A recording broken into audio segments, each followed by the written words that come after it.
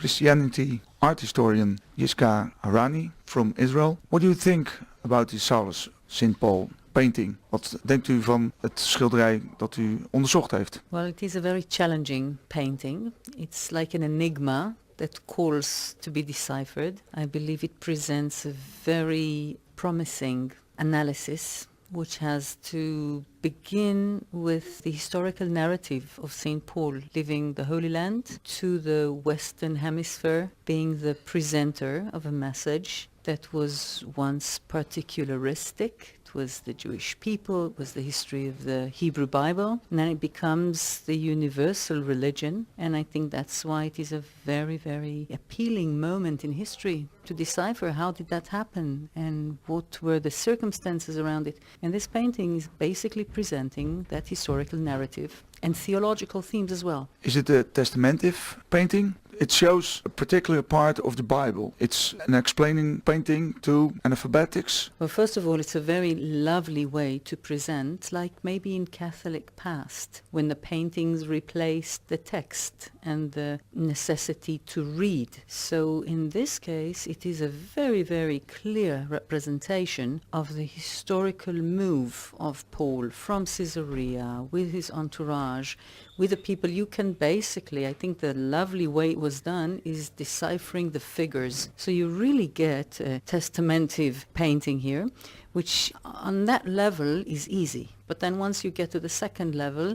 it is like in the history of the church that there were 4 levels of reading a text. You get more and more to the depth and to more and more profound meaning. So I think we're now seeing that the narrative, the first stage, is clear, and then the question comes, okay, how do we decipher the next stages? So maybe there's going to be a very fascinating fourth one, but we are now trying to deal with the second and the third stages. It's now in a cellar. It has to be hang in a very famous museum, you think? What is it worth? I think for me as a historian, it's worth a lot in order to understand 17th century understanding of the history of salvation, the history of Christianity, the history of the universalism of the church. So it's very important. It's very worthy. I do not know how to estimate it fiscally, but I can definitely tell you that it's worth hanging in any very reputed place, whether it is a museum, whether it is... The Vatican, for instance? Well, why the Vatican? The Vatican is like a monopoly of the Catholics. It should be presented to the rest of humanity. It's not necessarily, I'm not excluding the fact that it should be hung in the Vatican, but why just the Vatican? It's not a message just about Catholicism. I think it's a message about the history of the biggest religion on earth. It's a shame that the Dutch art historians doesn't acknowledge the worthwhile looks at this painting. Well, I'm not in the position to judge people if they should be ashamed or they should be scolded. We'll just take it from here that this is a fantastic challenge that was picked up. I guess art historians will come to study that picture if they haven't had the chance so far. So I guess from now they will. I've been sleeping too long. It has been sleeping, yeah. They need to be like a wine in a cellar, then they get better. And the people who will later drink it will be more enjoying that. Kurt Raven is hier ook in de buurt als marine archaeologist, oftewel als een zeearcheoloog. We hebben al eens eerder gesproken over dit unieke schilderstuk. Inmiddels meer overtuigd dat het een uniek stuk is dat ergens in een belangrijk museum moet hangen. Het is een uniek stuk natuurlijk wel. Het is uiteindelijk al de 5e keer dat we 3000 kilometer komen voor dit schilderij. Dat hebben we nog nooit een ander schilderij gedaan. Maar het is nu academisch erkend. Daar moest wel iemand voor helemaal uit Israël komen. Terwijl er hier een Rijkskunstdocumentatie is waar ook experts zitten. En die komen niet van de stoel, van de luie reet, om het eventjes eufemistisch een beetje apolitiek te zeggen. Die hebben dus eigenlijk al die tijd zitten suffen. Hebben het moedwillig ontkend. En nu moet het worden erkend. Nou, ik val niemand aan, ik kan die mensen niet. Maar het gaat erom, als het niet thuis lukt, dan doe je het buiten natuurlijk. Als ik geen medewerking kreeg met de lokale mensen, dan heb je ze van het buitenland. Zo werken we allemaal. Ook, we hebben dezelfde problemen ook in ons land. Beetje in de rug aanvallen. Wij kwamen wel te hulp, waar hun niet te hulp kwamen. En dat is hun vak. En daar worden ze voor betaald. Maar ze bang dat ze het niet konden erkennen omdat ze het niet herkenden? Misschien niet herkennen, misschien zijn ze er bang voor, misschien zijn ze het er niet mee eens. Dat is ook hun recht om wel of niet mee te werken. We hebben vandaag Museum Boijans gedaan. In een paar uur hebben we honderden schilderijen, niet alleen bekeken, ook onderzocht, met de experts. En uiteindelijk, dit schilderij zijn we al honderden uren mee bezig, alleen met één. Dus er is echt wel iets unieks hier. Er zit er gewoon een goed verhaal in. Het is niet alleen de kwaliteit of de beroemdheid van degene die het geschilderd heeft. We hebben hier natuurlijk een schilderij, dat is een mysterie. Vergelijkbaar met het laatste avondmaal, wat een muurschildering is. Je mag het vergelijken wat je wil. Hier, het is uniek, dus maar het is testamentisch. Niet vergelijken met die andere. Ja, maar het is niet alleen testament. Je hebt hier ook de Romeinse mythologie, de Griekse mythologie, wat je maar wil. En allerlei andere dingen die Rob erin ziet. Rob van den Bergh, een derde eigenaar van dit schilderij. En de meest involved, betrokken. meest betrokken. En die uiteindelijk de hele boel in de gang heeft gekregen. Dat is alle eer voor hem natuurlijk. Even om u nog neer te zetten. Wij, de vakmensen hier, die leren nog van hem, niet te vergeten. Even om u verder toon te zetten. U bent bijvoorbeeld degene die de Jezusboot boven water heeft gekregen. Wereldberoemd, documentaires over geweest, Discovery Channel. De vissersboot uit de tijd van Jezus, van meer van Galilea. Oké? Het predicaat, het label heeft gekregen, de Jezusboot. Nickname, oké? Want het is de enige uit die tijd. En dat is natuurlijk Michelangelo, Dali, Rembrandt, iedereen heeft zo geschilderd. Niet te bescheiden. Maar het is wel een heel beroemd iets geworden. Dus 2000 visites per dag hebben we daar zo gemiddeld. Dus het heeft wel iets betekend voor de mensheid in de wereld. Vaticaan heeft het ook opgeheist, maar die gaan het niet krijgen, geloof ik. Hè? Die wilde het wel voor het jaar 2000 natuurlijk. Het ging niet door, allemaal politiek weer, daar hou ik me niet bij bezig. Als schatduiker bent u te volgen, kan je ook een keertje meeduiken eventueel. Ik werk ook veel voor de wetenschappelijke kant natuurlijk, maar we nemen ook mensen mee en duikers die dus mee mogen doen met onze opgravingen, onderzoek onder water.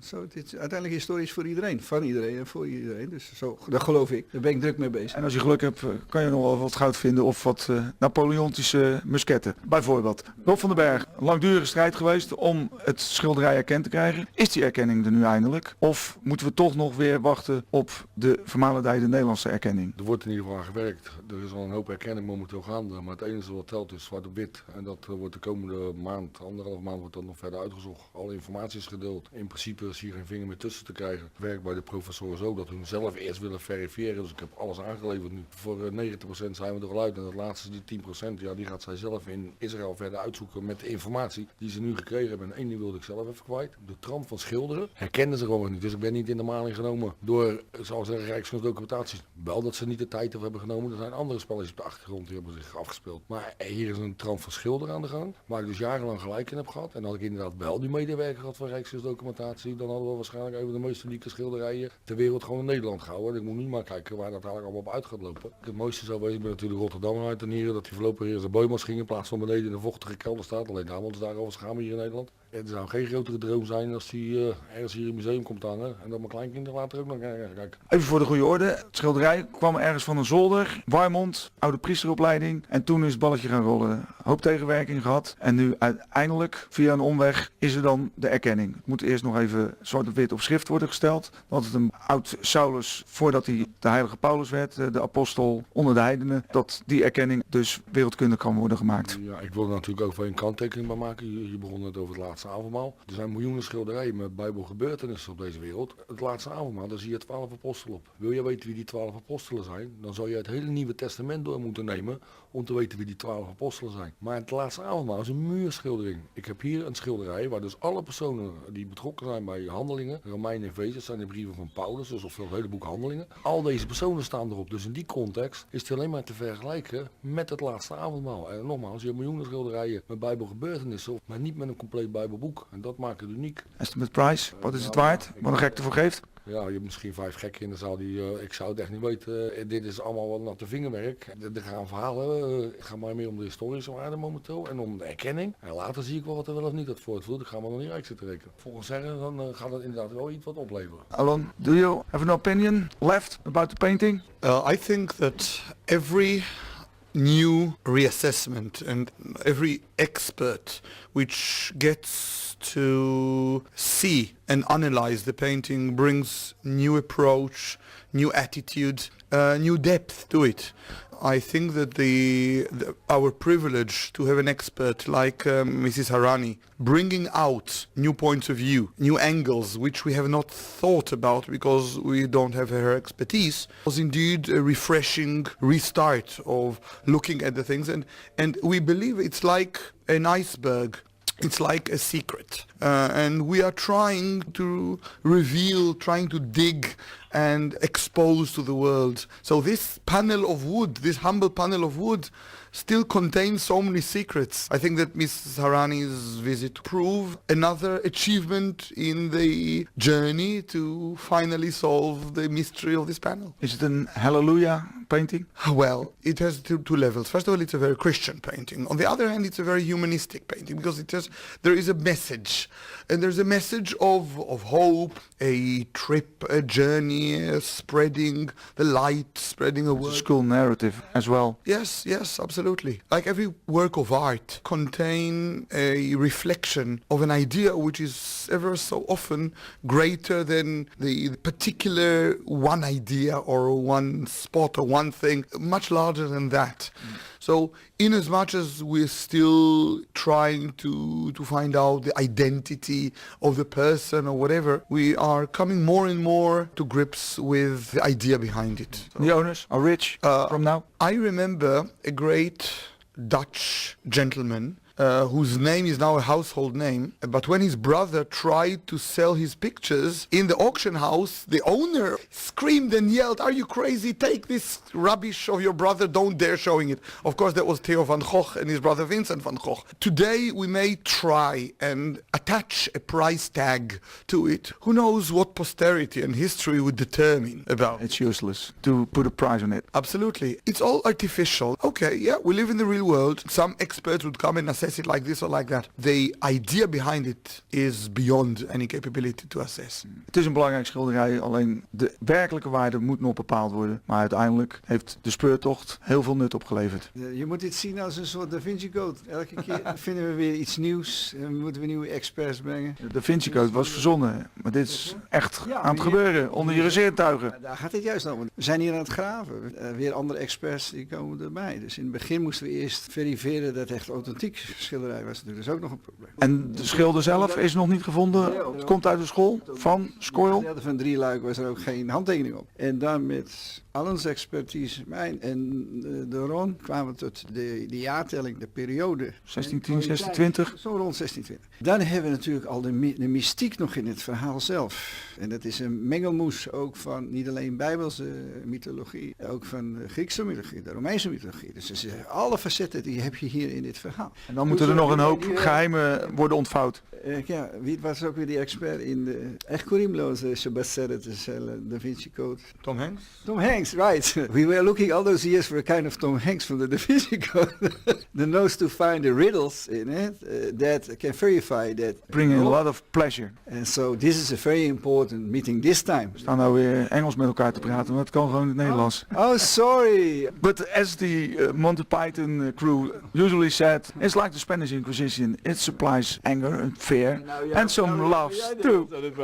Maar het brengt een heleboel plezier. Gewoon een grote avontuur. Wat narigheid, maar uiteindelijk begint het zich te ontrafelen. Het hele mysterie. In de wereld ook, de Bijbel was niet te makkelijk. Het is een groot disaster. En ik ben er zeker van dat in de toekomst, dit wordt een prachtig boek. Het wordt een prachtige film. En, Documentaire. Ja, en Noem het allemaal op. Het is het speuren waard geweest. Het verhaal dat erin zit en het verhaal van de oplossing van dit avontuur en de mystiek en alles wat eromheen zit. It's interesting because Iska Harani analyzes the picture from the Christian point of view, and Doron Luria, the art expert who was here, analyzed it from the artistic point of view, and I am looking at it from the historical point of view. But it takes a person of Rob's vision to look at a holistic point of view. Yeah, and his vision and his enthusiasm infects us all. He's the real historian. Ja, nou, Maar dit is de echte wetenschapper die alles tezamen heeft gebracht. Nou, die kan je in je zak steken, als je die tenminste hebt. Ik heb hele grote zakken zelfs of zou moeten. Dat is het punt verder niet. Ik ben ze echt dankbaar, want de tegenwerking die ik hier heb gehad, het is niet mijn